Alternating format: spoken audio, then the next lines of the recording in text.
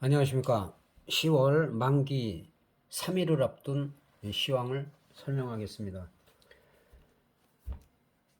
글로벌 시장 전체가 지금 테이퍼링이나 코로나, 그 다음에 홍다그룹, 그 다음 미디폴트, 요약을 하면은 이런 악재들이 단 하나도 완전하게 해소된 것이 없는 상태에서 유가나 천연가스, 석탄, 면화, 곡물, 모든 상품들이 폭등을 하고 있는 상태이기 때문에 국내외적으로 물가 상승과 디프레이션에 따른 우려, 이런 부분으로 시장은 침체를 겪고 있습니다.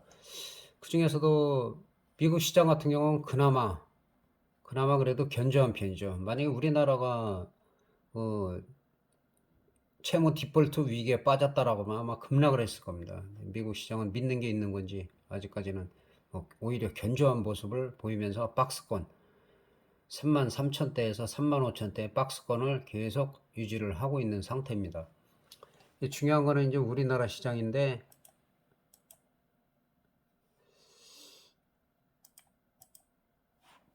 우리 시장 같은 경우는 지금 한 3,140 정도, 이 정도, 그전에도 이 라인이 중요하다고 말씀드린 부분, 여기서 반등한 자리, 이 자리가 중요하다고 말씀드렸는데, 이때 개파락하면서 추세는 무너졌어요. 추세는 무너진 상태이기 때문에 지금 이게 반등이 나온다고 하더라도 미국 시장은 뭐 이 위에서 놀고 있는 거고, 우리 시장은 급락을 한 상태에서 지금 이 반등이 나온다 해도 이 3040선 또는 3100, 요 빨간선 친 라인까지 올라가서 지지가 돼야지만 안정이 되는 거지, 이 전까지는 계속 등락을 거듭할 수가 있다는 거. 국내적으로는 이제 소비자들이 실질적으로 와닿는 제일 많이 이용하는 라면 같은 경우도 거의 다 올랐어요. 식자재부터 해갖고 다 오르고, 그다음에 대외적으로는 또 원달러 환율이 또 1194원을 찍으면서 1180원대를 돌파하면서 시장 자체가 지금, 우리 분위기는 더 좋지가 않다는 거. 그래서 좀 이런 부분들이 우리가 좀 억울한 부분이 있지만은 뭐 어쩔 수 없는 상황이죠.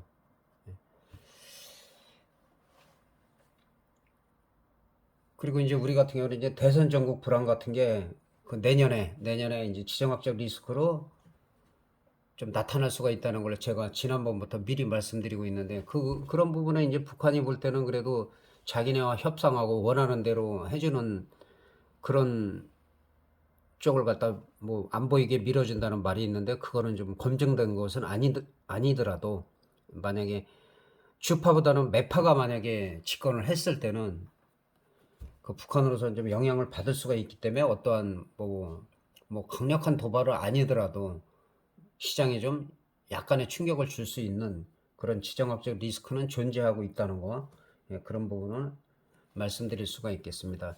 그래서 우리 시장은 일단은 남들 쭉쭉 올라갈 때도 지금 그렇게 강하지가 못하다. 그래서 일단은 3,050선, 3,050선 1차, 그 다음에 3,140선 이 위로 올라가서 안착이 되기 전까지는 다시 한번 바닥을 확인하러 올 가능성이 있기 때문에, 거기다 그 3일 뒤에는 이제 옵션 만기일이죠. 그래서 일단은 그때가 뭐 변곡점이 될 수도 있어요. 그리고 18일 날 미국 디폴트가 어떻게 확실하게 결정이 되면 그 전에라도 어느 정도는 또 급등이 나올 수도 있어요. 급등이 나올 수도 있는데, 시장 자체가 지금 우리는 올라가도 내려가고, 그리고 미국이 그 글로벌 시장이 전체가 상승을 해도 우리가 갭이 떴다가도 이렇게 밀어버리는 경우가 많아요. 그 경우는 뭐냐면 선물적으로 옵션 만기일이 다가오다 보니까 개인들이 선물적으로다가 매수를 할 경우에는 거의 주질 않습니다. 거의 주질 않고 그냥 눌러버리는 그런 형국이 계속 되고 있기 때문에, 그런 부분을 좀 신경을 쓰시면서 매매를 해야 될 것 같습니다.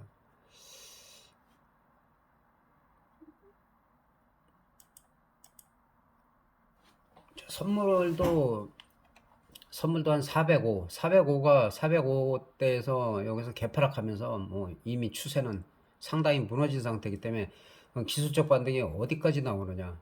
뭐 1차적으로 뭐 나올 수 있는 거는 지금 300, 387.45 정도 되기 때문에 386이죠. 지금 KP 시세로 볼 때는 잠깐만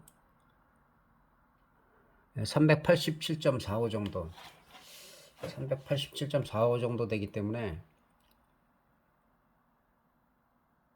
이 정도 되겠죠. 그럼 만약에 행사가 된다 하면은 최대로 된다 하면은 정말 3일 동안 많이 올라가면 뭐 한 400도 될 수가 있겠죠. 근데 과연 원에 이루다가 계속 가기는 힘들 것 같고, 또 월요일 날은 우리가 또 대체 공휴일이라 휴일이기 때문에 또 다른 나라 글로벌 시장의 흐름이 어떤지를 또 봐야 돼요.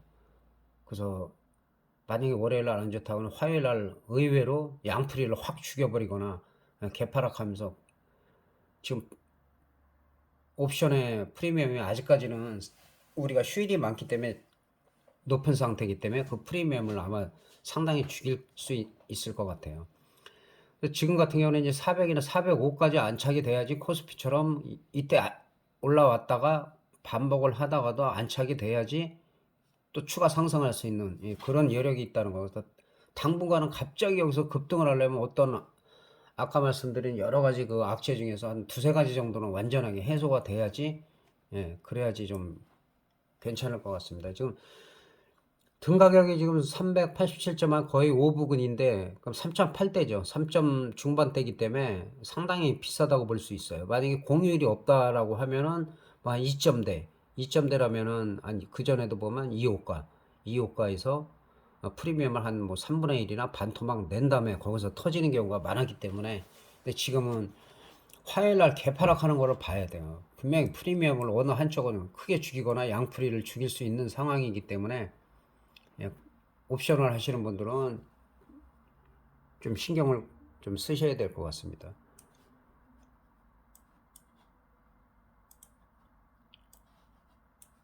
(30분) 봉으로다가 일단 콜옵션 풋옵션만 옵션 하시는 분들 때문에 잠깐 살펴보도록 하면은, 일단 1점대 392.5 30분 봉으로 살펴보겠습니다. 지금 392 같은 경우는 뭐 얼마든지 지금 상황에서는 뭐 매매도 가능한 자리예요.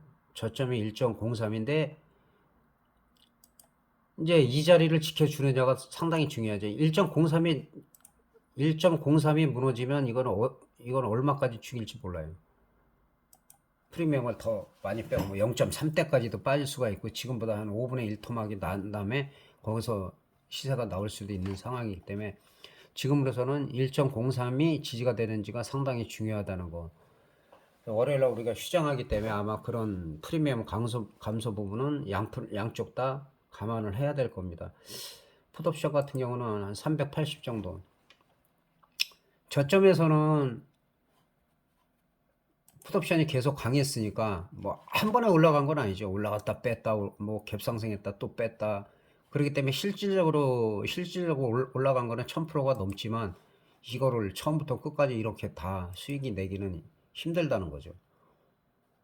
갭 떴다 그냥 빼버리고 올라갔다 그냥 빼버리고 이런 상황이기 때문에 지금 추세 자체로 보면은 풋옵션도 좀 추가 하락할 가능성이 좀 커요. 지금 상황에서는. 그러나 또 만약에 월요일 날 또 갑자기 시장이 나빠진다가 그러면 일단은 갭이 뜨겠죠.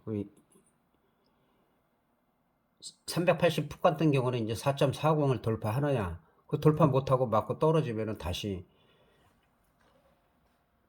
크게 조정을 받을 가능성이 있는데, 그렇다고 콜옵션이 올라가는 게 아니라 우리가 쉬고 있는 휴일 동안에 그 프리미엄 감소가 얼마큼 되는지를 확인하고 나서 그때 오히려 양매수 타임이 나올 가능성이 있다는 거, 그렇게 대응을 하시면 될 것 같습니다.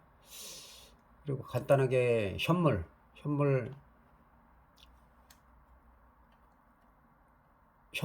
관심 있는 종목이나 그런 부분들은 많이 있는데 이렇게 댓글이나 이런 건 예전처럼 많이 달지는 않고 있어요. 그래서 연락 오시는 분들 몇 종목만 간단하게 설명하겠습니다. 카카오는 뭐 계속 반복해서 말씀드린 대로 작년부터 지속적으로 크게 많이 올라갔다가, 카카오를 비롯해서 문화 발식 확장하는 거에 정부에 대한 제재 때문에 그 3천억 상생 자금을 내놓고 그러면서 좀 반등을 시도하고 있어요. 근데 아직까지는 카카오도 완전한 상승은 아니에요. 완전한 상승은 아니고 지금 최근에 저점이 11만 원대고 그 위에가 11만 4,500원인데 일단 여기서는 박스권이라고 봐야 돼요. 박스가로 완전한 상승을 하려면 12만 5천 원이나 아예 13만 5천 원 위, 이 위에 안착이 돼야지 그 다음부터는 거기서 약간의 등락을 하더라도 추가 매수를 노려볼 수가 있고 저점 매수는 뭐 11만 4천 원이나 최근에 저점 11만 원. 근데 이번에는 11만 원이 만약에 깨졌다 하면 한 10만 원도 무너질 수가 있기 때문에 요 지지선 부분 11만 4,500원, 11만 원, 10만 7천 원 부분 이 자리가 상당히 중요하기 때문에 여기가 지지가 되는지를 확인하고 매수를 하고 아예 스윙 이상 중기로 갔을 때 13만 5천 원 위에서 안착이 된다. 그러면서 여기서 박스를 그린다 할 때는 뭐 한번 매수해 볼 만합니다. 그랬을 때 이제 그 다음에는 15만 5천 원, 뭐 16만 원대 그 다음에 이제 정고점 돌파를 하려면은 좀 시간이 걸리겠죠. 그래도 뭐 이런 종목들은 결국은 크게 문제가 없기 때문에 갈 수밖에 없습니다.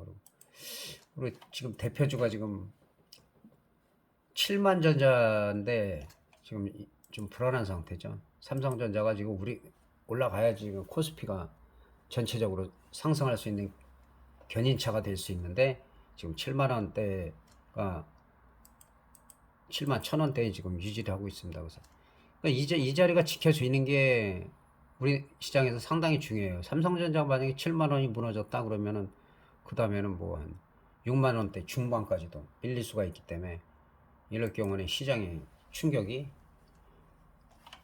좀 클 수가 있습니다. 그럴 때는 또 다시 한번 또 풋옵션에서 또 시세가 날 수가 있기 때문에 그런 쪽을 연동해 갖고 잘 관찰을 해야 될 것 같습니다. 지난번에 뭐 100원 떨어졌는데 이거는 뭐 떨어졌다고 볼 수는 없는데 일단은 좀 강한 반등이 좀 나오기를 희망합니다. 그 다음에 이제 대한항공 같은 경우는 지난번에 그 우리 일본에 있는 구독자가 말씀하셨을 때 이 얼마까지 갈 수 있나 여기서 반등 나올 때 35,100원을 돌파 못하면은 일단은 매도라고 말씀을 했어요. 근데 정확하게 돌파를 못했죠. 34,950원. 얄밉게도 돌파를 못하고 계속 밀립니다. 이 자리에서 일단은 매도하고 그 다음에 여기가 지지가 되면 3만원 초반이나 그 다음에 밀리면 29,000원대 지지가 됐을 때 그때 오히려 여기서 절반 팔아서 여기서 평단을 낮추면은 그 다음에 조금만 더 올라가도 완전한 수익권이기 때문에 그렇게 말씀드렸는데 일단은 여기서 35,100원 돌파 못하고 쌍봉 그리면서 그대로 밀렸다는 거.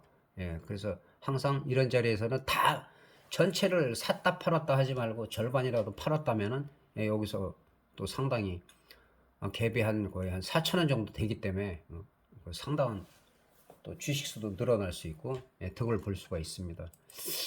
그리고 마지막으로 자 이분도 고점에서 물렸죠. 고점에서 뭐 어디 뭐 유튜브 종목 추천하는 데는 아니면 문자로다가 와서 회원 모집하는데 사실 그런 게 수백 개 이상이 돼요. 수백 개. 그러니까 제가 날고 기는 그런 방송이나 막 고액을 받고 하는 그런 데서 큰 돈을 버는 사람은 본 적이 없어요.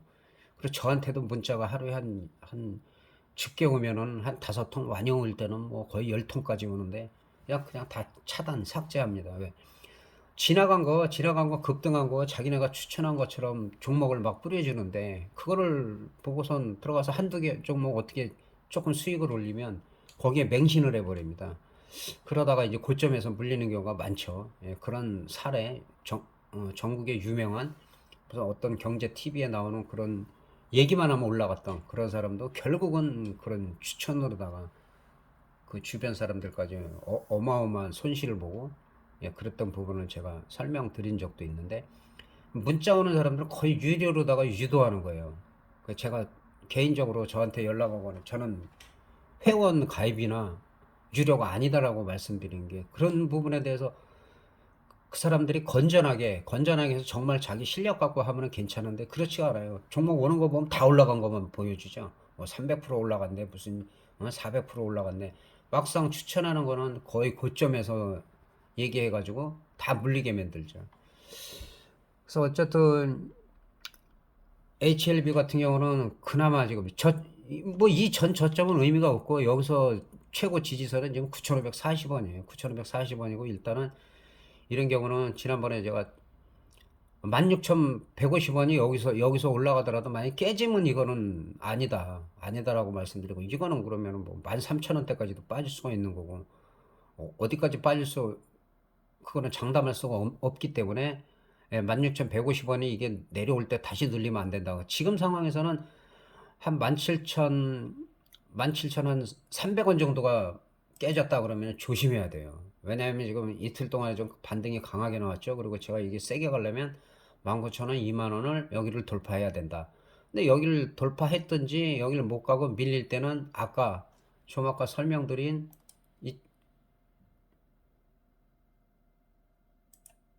대한항공이 이렇게 될 수가 있어요. 고점 돌파하고 여기 돌파 못하면 일단 절반 3분의 2 매도하는 게 맞다.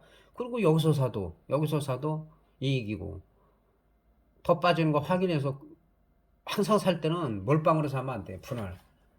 그리고 지금 그 부분에 대해서 제가 계속 설명을 작년에도 계속 드렸는데 현물하시는 분들 대부분 힘들어 하시는 분들이 몰빵하시거나 저가주에서 이게 얼마쯤 갈 것이다 라고 그렇게 믿고 매수를 갖다 너무 많이 하신 분들 그런 분들이 지금 문제가 되고 있어요. 그리고 비투 하신 그 주리나들 특히 주리나들이 그 작년부터 제가 말씀드렸고 작년에는 그냥 찍으면 막 올라갈 때니까 그냥 거침없이 올라갈 때인데 올해 크게 힘들 수가 있다라고 말씀드렸고 지금 그게 그대로 와닿고 있어요. 그래서 어쨌든 외국인들은 우리 시장에서 원달러 환율 영향도 있고 환차익을 누리는 부분도 있고 해서 뭐 우량 종목들은 뭐 공매도를 막 치고 하는데 그게 영원하지 못하기 때문에 그런 부분에서는 항상 분할 매수하고